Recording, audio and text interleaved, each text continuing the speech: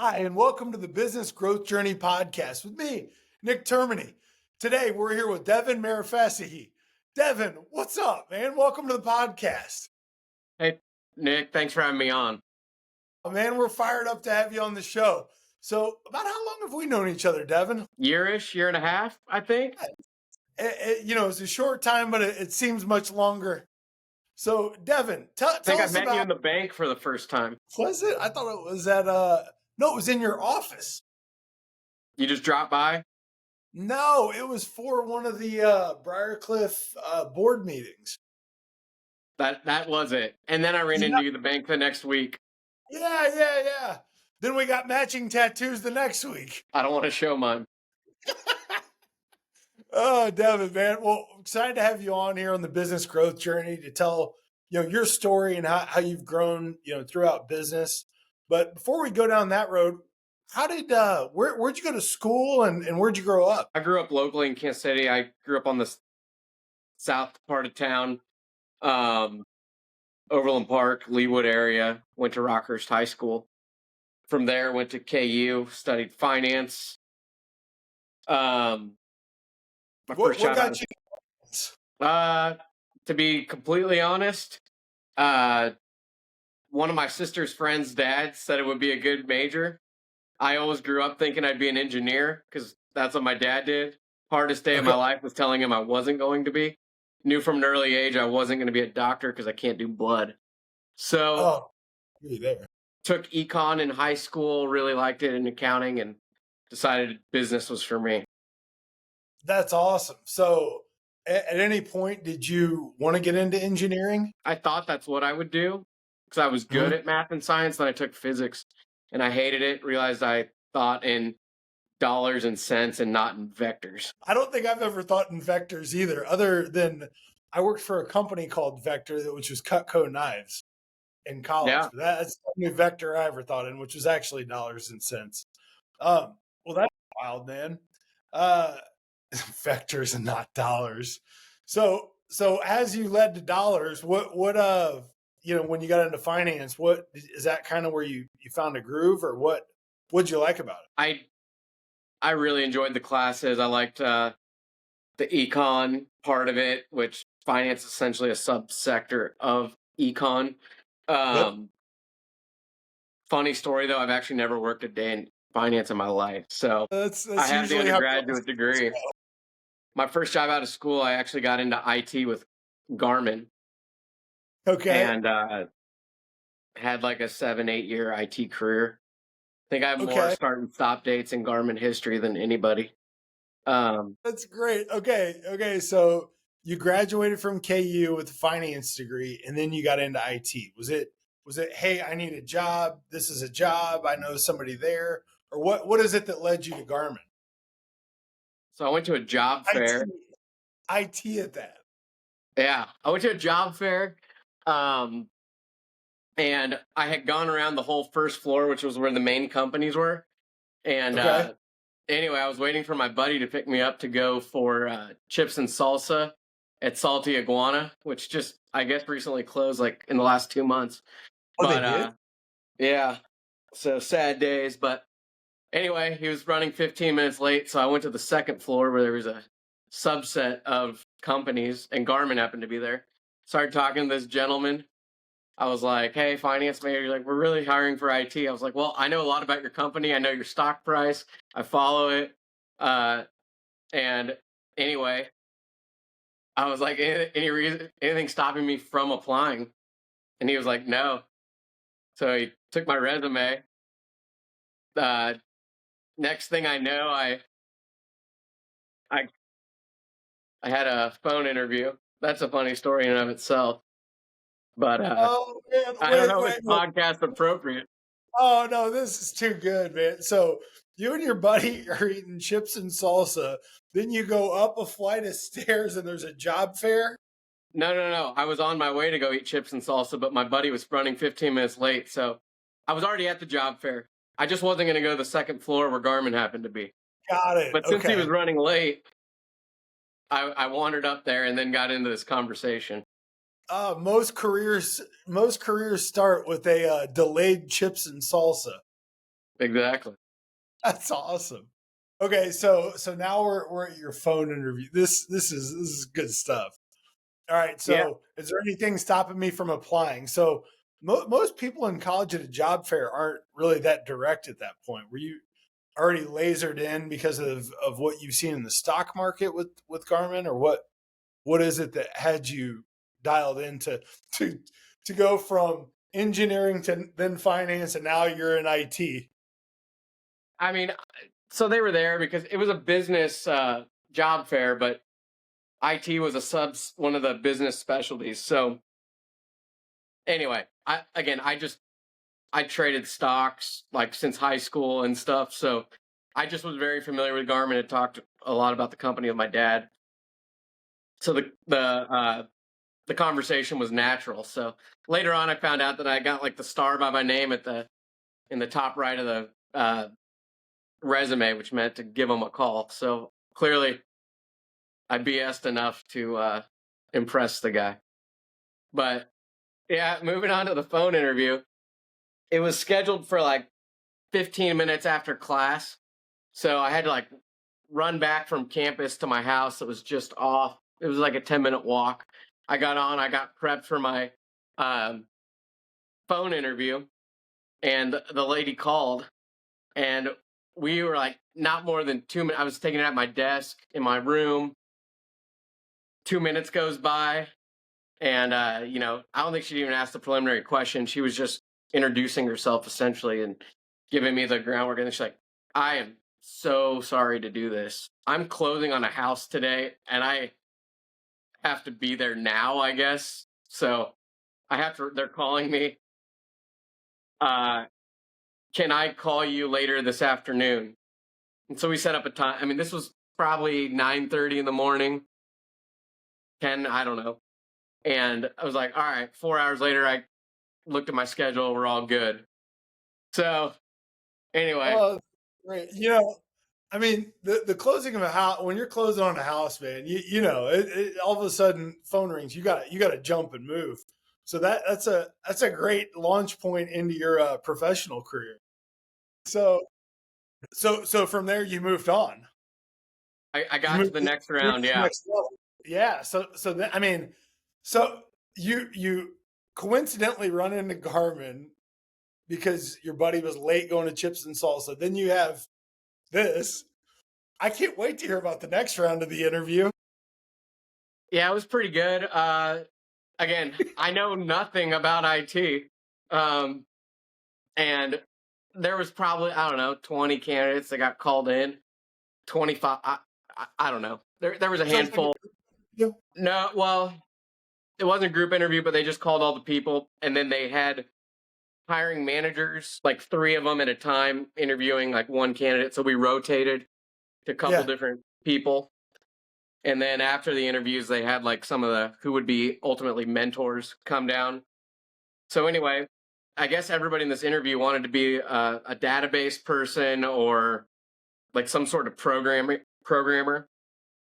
Since I didn't know anything, uh, so ultimately my first boss ever, Jane, she was like, "You have any interest in EDI?" And I was like, "To be quite honest with you, I have no idea what EDI is." She's like, "Would you be open to learning about it?" I said, "Absolutely." So she went and explained it to me a little bit. So then they brought all the candidates back after the interviews into like the conference room, and that's when they sent down like who would be the mentors. And this lady sat next to me, and she was like, what interests you in IT?" And I was like, "Well, I was just talking to this manager, and I think EDI sounds really cool based on what I've heard, but I've only known about it for about an hour." And she's like, "Well, I actually happen to work on the EDI team under Jane." And anyway, nobody had interest in learning EDI, and I guess I was the only one. So Whoa, they hired that's me. awesome. What I've known it for about an hour. What does EDI stand for? Electronic data interchange. Man, electronic data interchange. So what is that? What is that? Ultimately, we worked with like Garmin's big, like the big box people that sold the Garmin units. And so when they'd make bulk orders, we'd essentially take a file and do some conversions, programming to make it like a readable format. It's like semi-programming, I don't know, analyst work.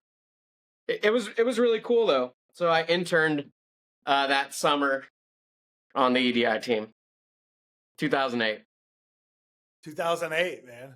Big year. It was a big right year. before everything hit the fan. Yeah, as a finance guy, what what'd you think? Yeah, it was crazy. So I accepted the job at the end of that internship to come back full time. EDI got the offer, um, and then I was graduating that December. And then Garmin had said they were going to keep in contact with us and all that. Well, anyway, I didn't hear from them for like 3 months.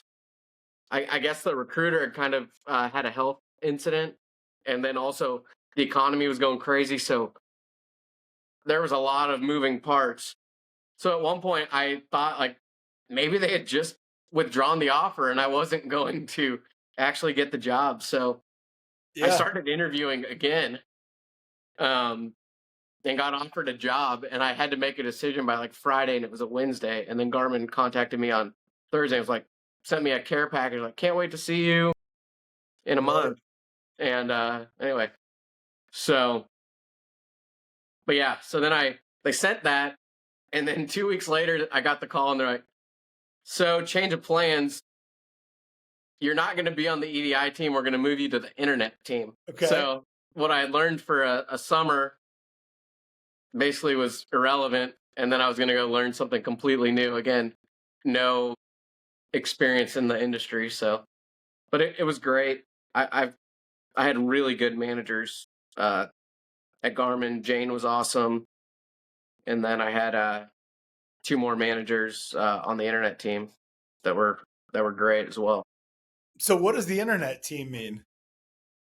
So e-commerce, we did Cool. basically if you wanted to buy any Garmin buy.garmin.com, their online store, we worked on that. So adding new products, changing pricing, Yeah. running sales, stuff like that. All right. So Devin, you're on the e-commerce team at this point. Yeah. Is in 2008, I don't remember e-commerce being like a real common thing. Like were a lot of things through Garmin bought on the internet at that time? It was slowly transitioning. I think in my time there, from a small percentage to ramping up, and then I had to work with not only like our US e-commerce, but I worked a lot with our Scandinavian partners, Taiwanese partners. So it was pretty cool. Yeah. Yeah. So Did you travel a lot? no, I didn't travel much at all. They traveled here. Okay. And so like I was the youngest person on the team. But I do recall there was a really cool, I got invited to a dinner when we had our Taiwanese counterparts in, or some employees. And Yeah. we also worked with some like Romanians, but a good group of Romanian employees. But the Taiwanese, this was my first business meal ever.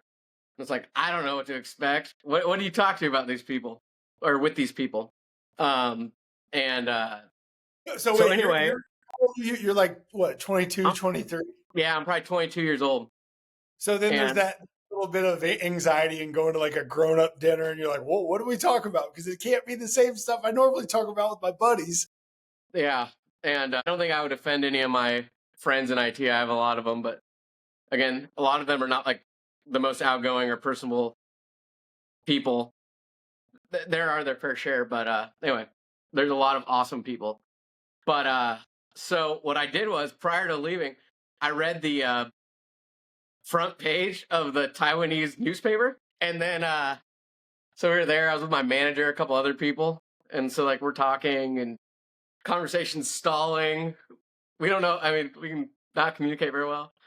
I was like, so tell me about this like baseball steroid scandal with like your famous Taiwanese baseball player from the.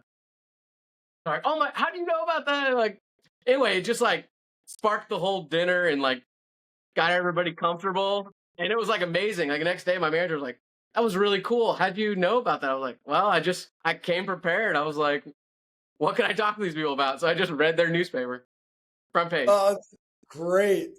So what did you just Google Taiwanese newspaper, or how did you even track this down to? Yeah, exactly. Like how you'd look at the Kansas City Star Yeah, yeah, yeah. .com or something. Oh, that dude, that's great. I mean, being prepared is a beautiful thing. So that was awesome. You had that in your hip pocket, ready to roll. Yeah, that's probably my. I thought that was a really impressive move for a 22-year-old Devin. Like looking back, I was like, that was smart, and it just came to me out of the blue because I was literally like, I don't know what to talk to these guys about. Oh, that's great, man. Okay, so at this point, you're on the e-commerce team. Things are going well. Did you stay on the e-commerce team at Garmin for a while? Like a year and 3/4, and then I went back to law school. Okay, here we go. So what inspired law school? So you wanted to be an engineer, then you got into finance, and now all of a sudden you're in IT, and then like, hey, let's get into law school. What led you there? I had an uncle that was a lawyer. My dad really wanted. I mean, at the time, I can say like I probably went to law school for all the wrong reasons. It's not like I was super passionate about it then or anything. I wanted to check it off the list and Yeah, make my dad happy. yeah.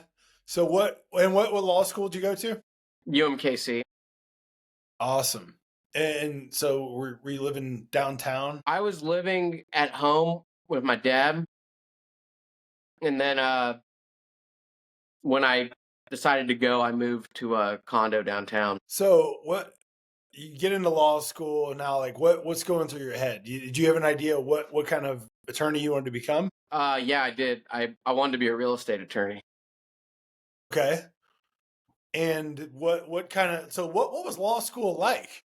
So you get in and then what? You want me to give you the real answer? Here's a yeah, that's why I asked. And the answer you want to give. I mean, it was difficult. Law schools, in my opinion, law schools, it's really hard to get like straight A's. Like you're with, for a lot of us that were like pretty good at school, Yeah. you're the top. When you go to law school, everybody's kind of in the same boat. So Yep. anyway, and I'm school came pretty easy to me. So I Yeah. really didn't develop study habits. So law school was really hard. Um, Yes. and so in a class of like 80 people, they'd give out an A plus, 3 A's, an A minus, maybe 20 B's, 40 C's, and a 2 D's and an F. So, Real. um, I don't know. And then everything was based off of like one test at the end of the semester. Okay. A So lot of these pressure's people on. had like photographic memories. And Yeah. again, you're gunning for like 6 A's, right? So I Yeah. kind of did a cost benefit analysis, and I was like, it'd be a heck of a lot easier. I mean, you can bust all semester long, and then all of a sudden on this 4 question final that's written, teacher throws a curveball. You studied all semester, and all of a sudden you don't know the answer, and you fall amongst the C's or the D's, and you've put this much work in. It's not worth it. Let's just go shoot for the B's and the C's. And anyway, probably not good advice, but that was my approach. I don't know. Is it or is it not? When you have clear expectations of what you want to go into it for, it's a lot better journey. I just thought statistically there was too high of a probability of a letdown, or still you not being one of the top 6. So, Yeah. if you're gonna get a B or C, 80% anyway. That being said, I really did. I won the top real estate law student and stuff. I got my fair share of A's ultimately, but I found my own. Oh, that's awesome. So, and like you mentioned before, so school always came to you easy before. What was it like? You know, what did you learn about yourself as you had to like change your study habits and dig in and be challenged beyond ways that you had before? I didn't change my study habits. So, like, when it came to studying for the bar, we were supposed to take a month-long class, do 250 multiple choice questions a day, write all these essays, and like that's just not how I learned. Yeah. So, Oh, yeah. what I did was I did 15 multiple choice questions a day, but then I would do them and then I would just read through because it would give you feedback and why each question answer was right or wrong. And I just read those because I was like, doing a bunch of problems doesn't do me any good if I don't know why I'm getting them wrong or right. At a certain point, I'm just guessing. So I was like, but I can only comprehend this much. So I did what worked for me. It wasn't recommended. I don't know. I did it my way, like Frank Sinatra said. Um, Well, I mean, no, that's a really good point. If everybody learns in different ways, and so go trying to do what something that it's not going to work for you is just a waste of your time in a lot of ways, right? yeah, I do. I do agree with How that. how long is law school? It's 3 years. So first year, you're not allowed to have a job. Searching for a internship after my first year, didn't really find anything. So called my manager back on the e-commerce team at Garmin. She happened to lose Jane? 2 project managers, uh, like within the month, and she was like, "You want to come back?" And I was like, "Yeah, I do." So I ended up coming back for the summer to essentially, I don't know, intern back in my same role. Yeah. So for that summer, then I had my going away party again, and then she got creative. She was like, "Hey, by the way, like on my last day of work, I'd already had my going away party the night before. She was like, any way you could work, come in like 2 days a week, and then you can work from home as needed. Try to put in 20, 25, 30 hours a week, whatever you can do." I was like, "Yeah, I can make that work." So I continued to work at Garmin throughout the rest of law school. Oh, it's awesome. So, like daytime or just when you had time? There were a lot of times where I'd be sitting in class and I'd be signed in, like working through a problem, not paying attention in class. Oh, wow. So you made it through law school sitting at your laptop doing work for your company you're working for and still just crushed it through law school. That's awesome, man. I didn't say crushed it, but I graduated and I passed the bar first attempt. That's crushing it, isn't it? Yeah, I, Awesome. sure. What what was your favorite class in law school, like as you were going through it? All the real estate transactional classes and uh, from my like the core classes, it would have been contracts. Okay. And so once you graduated, then what? So you graduate, you pass the bar. I was still working at Garmin, and Wait, and could you back up for a second? So you graduate, then the bar is totally separate from law school, right? yeah, you graduate in May. You take the bar in July, maybe. And is that affiliated with the school at all, or No, no, it's that's a state administered test. Part of it's national, but um, yeah? so I mean, you were supposed to study for like those 2 months. There was an actual 1 month program. I did most of it in 2 weeks. Uh, just I knew I was those guys. working You still, said, and "Well, you're supposed to." I, I'm not saying it to brag. Yeah, I no, don't I get it. retain stuff for that long, so Yeah. I knew I needed to cram, and I couldn't have information overload. So in Yep. fact, I didn't even study for the essay subjects until the drive down. The guy I rode with, I was like, "Just tell me everything you know about these 4 subjects." Where was it? What do you mean the drive Jeff down? City, you got to go take it in Oh, Jeff City. Yeah. okay. So So that 3 hour drive was your prep time? for 4 of the essay topics, yeah. Oh, that's great. Again, I knew my capabilities and my limits, so I Yeah. I couldn't. I would have probably failed if I tried to absorb everything in that short amount of time. Oh, So 100. anyway, No, it worked. that It worked for that brings me. That's a great point though of knowing yourself and what's going to work and what's not, because there's the old school of thought of you need to study this 2 months, these are the things you're supposed to do, but if that's going to fry your brain and it's not going to work, it's not going to work. And so being able to pretty cool, you're able to recognize like, hey, this is how it works for me. And like, does that add stress, like waiting to learn those 4 topics on the drive, or was that just kind of like, all right, I think I'm ready? I don't with tests. I was always a pretty good test taker, and I Yeah. tended to not um worry about them too much. Yep. But I also, if you don't study that hard, you can't be that mad if you don't do well. I, I guess you have a reason. Oh man, uh, I've learned a lot from a mindset standpoint. Like this is great because you're not creating stress or anxiety on yourself. You're just getting in and saying, okay, let's do it. I Right? enjoy peace. I really do. That's one of my goals in life. Oh man, this is excellent. Okay, so then the bar, you passed it the first time, or how'd it go? Yeah, I did. 2-day test. It was yeah, I remember there's 200 multiple choice questions you go through.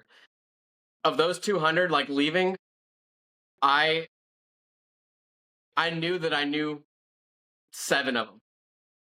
So 193 were guesses. But again, that test is set up where there's like 3 right answers for every question. You just have to guess the most correct.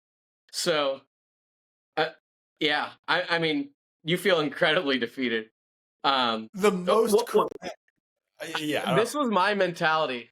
I knew this pass rate was like 80% or 90% or something, from 90% from our school, 80% statewide.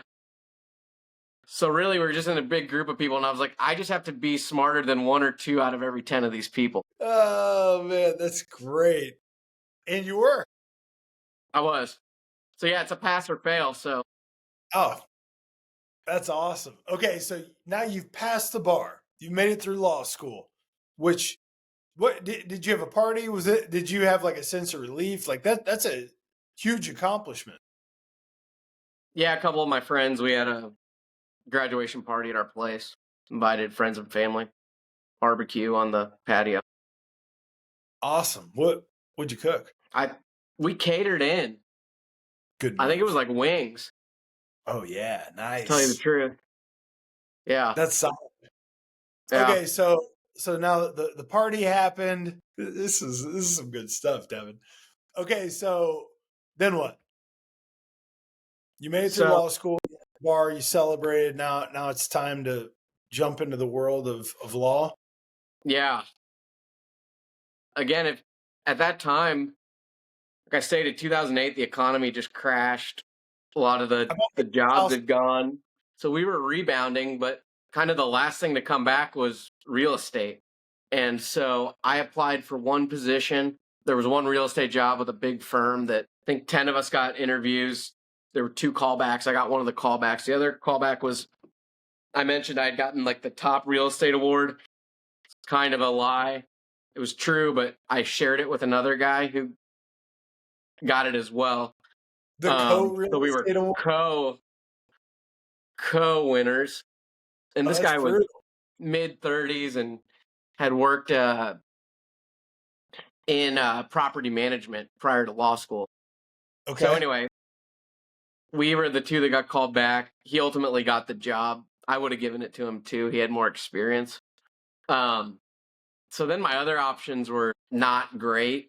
Doing stuff I really didn't want to do, moving at least an hour away potentially, cutting my salary in half, doubling my hours. It really Don't was like just not appealing. Um, so I went back to Garmin and as an attorney or project as manager IT. I had tried to get in with Garmin uh, law. That's a um, anyway. They had a really good candidate uh, that ended up getting that the next year.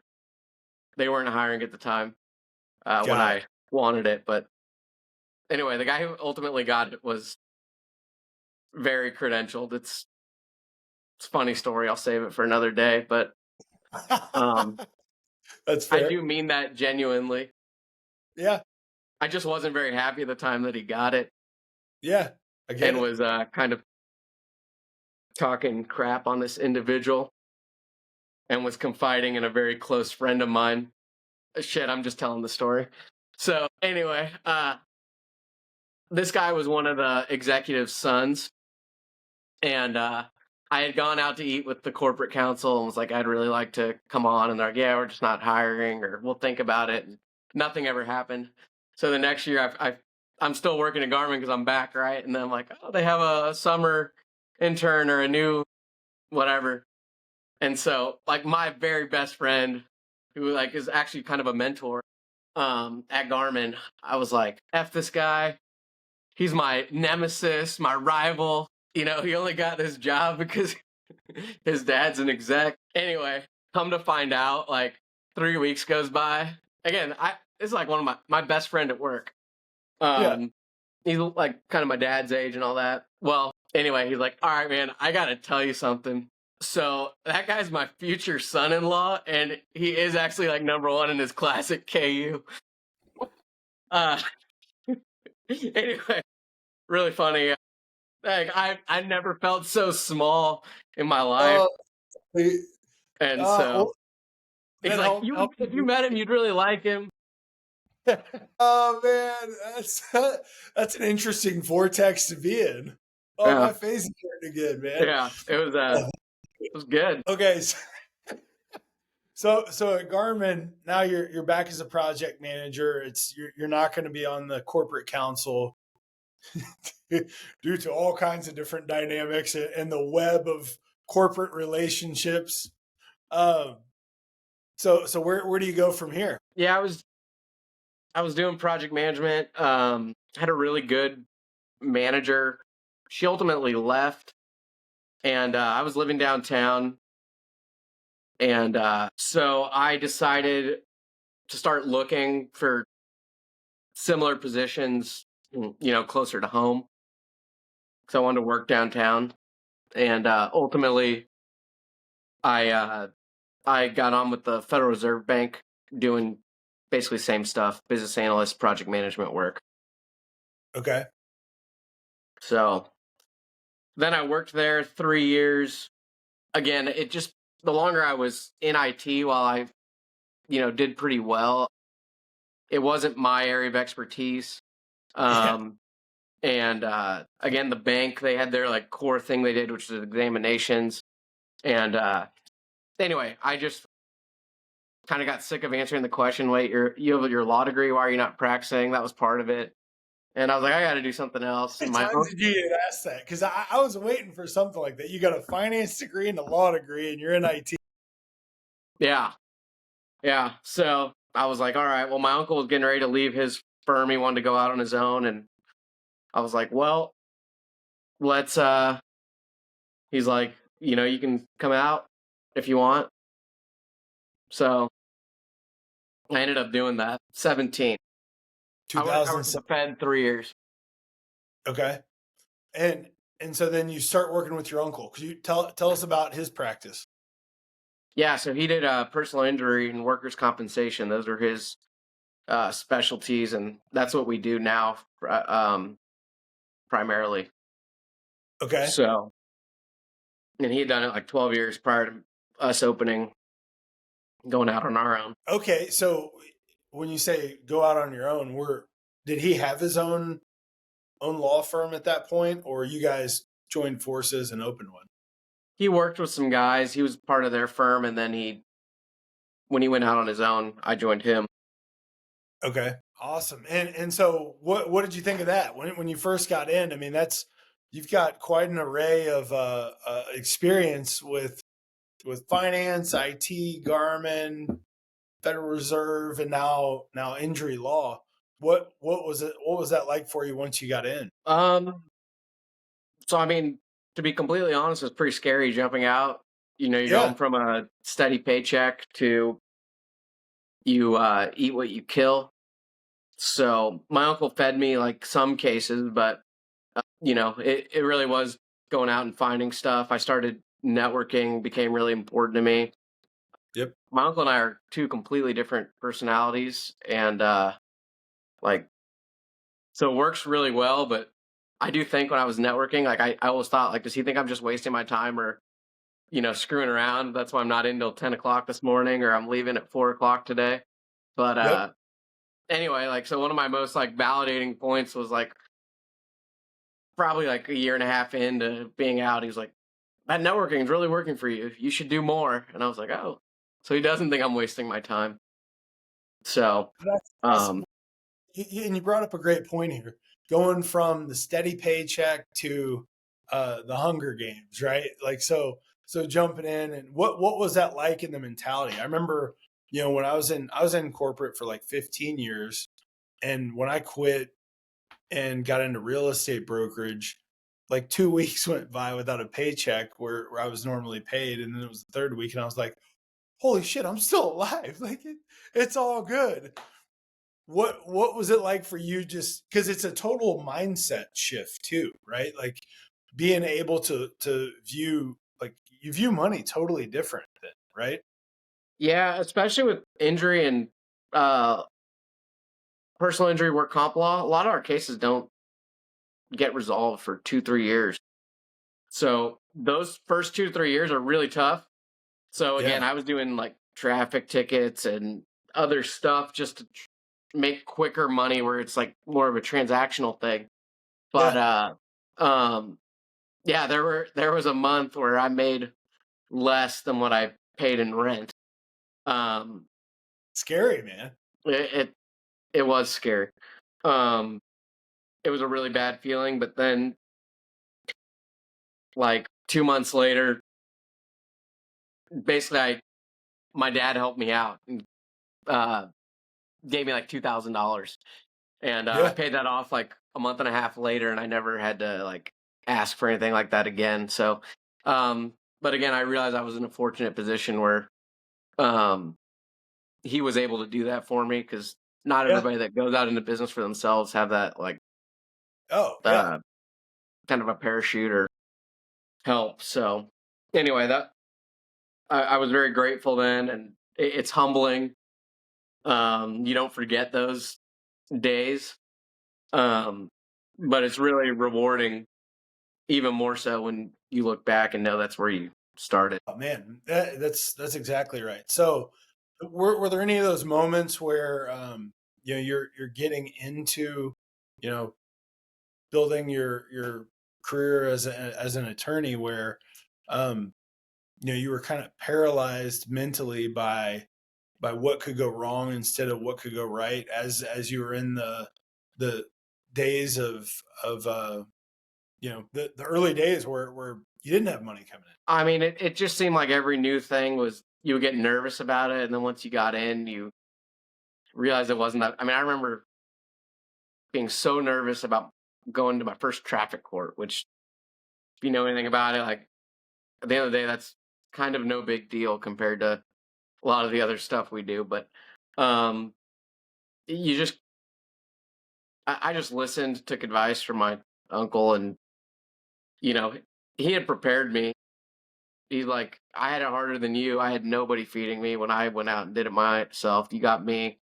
And again, he probably only fed me for like 6 months or a year. Then it was just like here and there stuff. But I was able to get my own business, and probably the biggest win, or like when you're like, I kind of made it, was when you like you get your first repeat customer. Yeah. That was really cool. It's like I must have done something right the first time. Yeah, what's my first client, when I started my business coaching company, Action Coach. I remember he got his check, and I was sitting with him for the first check. At that time, he was a startup. That was who my first client was, and he got his first paycheck as I was sitting with him, and then he was so pumped up, and then we did our agreement, and then he paid me, and I'm like, holy cow, it's happening! Now I got to make a lot more money to make this thing go. Like Yeah. it's wild though. The first time, like you're exactly right. You get repeat business, or your first check where somebody like believes in you and buys into what you're doing. It's a really pretty amazing feeling. Yeah. Or, the first time somebody refers Yeah. somebody else Or to a you, that was a testimonial. huge one. Because again, I do try to, like I said earlier, like it wasn't like the passion for the law that drove me into it, but it's I really do love the people component, and naturally when you're in it, you do become passionate and you see things that make you want to fight for um what's right, but also I always try to fight for the person and make it personal because again, in what we do, it's really easy to just be a number. Oh yeah. Yeah, absolutely. So from the time you started, at your started your practice with your uncle, right? And then got it up and running, like what is how have you grown as a business person, first as an attorney, and then, as you've built your team? Like at first, you're really just trying to do whatever's in front of you, do it right. Yep. Now that you have some experience, you can step back and strategize more, you Yep. know, implement processes. I don't know. We have grown. I've been able to generate enough business where I thought it was appropriate to bring on another individual, and had a good friend from law school join us. Uh, like actually the April that COVID hit, so that was kind of scary timing too, because it's like Yeah. we do injury law, so it's mostly auto wrecks and work injuries, and nobody was driving and nobody was working. So um, anyway, strange times for us, but it actually all worked out. But um, I don't know if that answered your question. Yeah, I mean, so the diversity in your career, I think, has also kind of helped you have a well-rounded view, right, of how you want to build your business, how you want to treat people, and what are some of the challenges from when you started, your law firm, to where you are now that you've had to grow? So is it in learning to delegate? Is it um, as a leader, or being more buttoned up in certain areas? Where have you had to overcome different challenges? Because the growth never ends, right? Yeah, no, that's probably it. Is the growth. More and more cases come in. Uh, we're not in a firm that advertises. There are a lot of those in what we do, but that's not our model. So it's past clients, attorney referrals, stuff like that.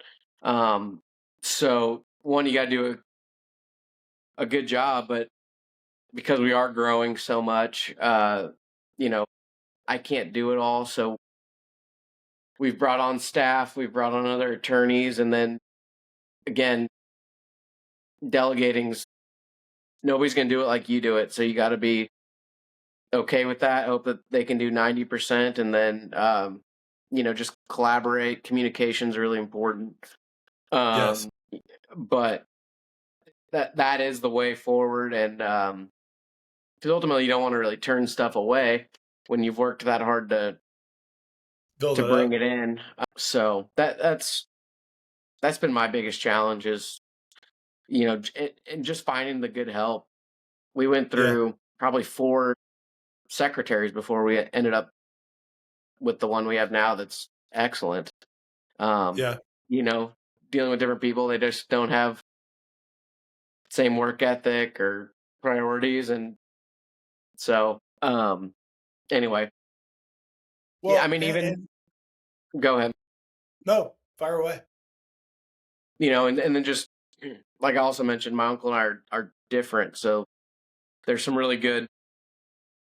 We can complement each other very well, um, but just understanding that too. Um, at first, like he's very he's the very kind of person that you have to kind of prove it before he can buy in. It's like going back to that networking stuff. So, but it's a really good relationship. That's awesome. And so, since you've gotten into injury law, are you still doing anything in real estate? You said that was also one of your passions. Um, Whether it's So investing in yeah, real estate or helping, business owners or whatever? What kind of ties do you still have to real estate? I help people. You know, I do a lot of my uncle's 100% PI work comp, and then every other attorney in the office kind of has their one thing. So I do real estate contract business stuff, forming LLCs, asset purchases. I can help with leases, stuff like that. Another attorney, he does 75% PI work comp, then it's 25% estate planning, wills, trust. So again, since I'm my own boss, I can control what I do. Yep. So if something like that comes in, I'll take it.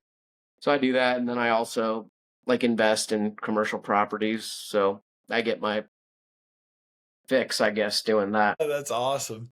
Well, Devin, so when you look back at when you were, decided not to become an engineer, got into finance, and then look at where you are now. That is this where you thought you'd be in the journey if you could jump in the time machine back to the 21-year-old Devin? I think I kind of saw myself like a business person traveling weekly. So uh not exactly, but at the same time I feel like it worked out. I'm doing what I like. Yeah, I enjoy it.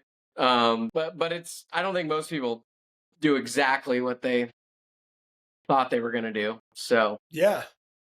Very few do, right? yeah.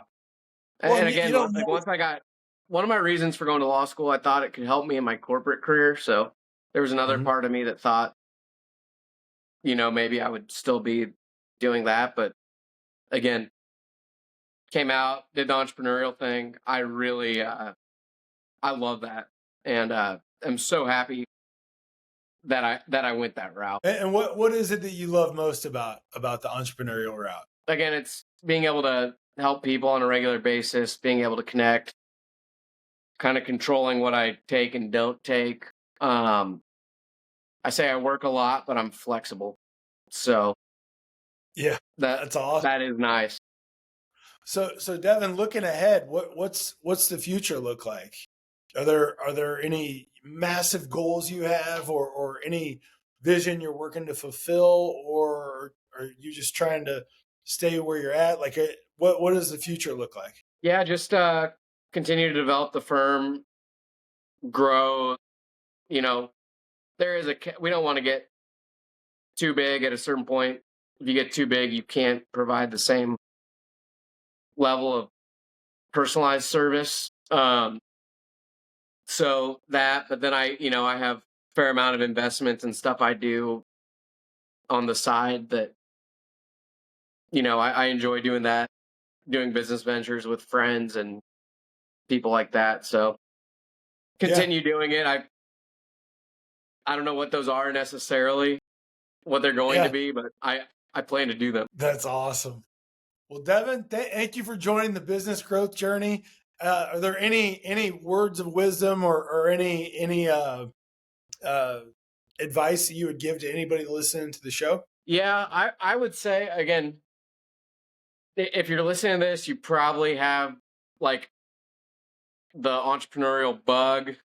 So if you haven't taken that leap, it, what I can say is it's scary. There's no denying it, but it's so rewarding if you do. And I do think in this country, the system is set up to be an entrepreneur. I think you have a lot more control. I don't think the 9 to 5, the paycheck is as steady or guaranteed as a lot of people perceive it to be. So if anybody's thinking about doing it, you know, go ahead, take the leap.